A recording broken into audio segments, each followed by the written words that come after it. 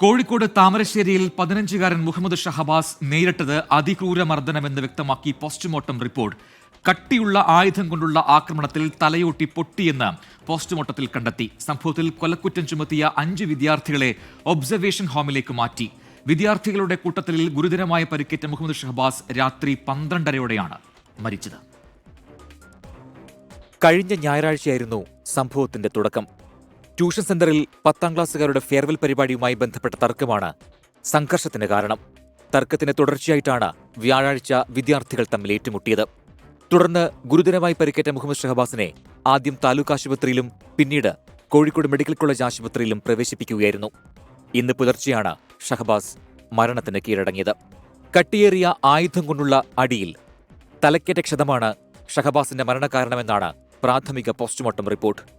ആക്രമണത്തിൽ ഷഹബാസിന്റെ വലത് ചെവിയുടെ മുകൾ ഭാഗത്തെ തലയൊട്ടി തകർന്നിട്ടുണ്ട്. ഷഹബാസിനെ മർദ്ദിച്ചതിൽ 5 വിദ്യാർത്ഥികൾക്കെതിരെ കൊലക്കുറ്റം ചുമത്തി.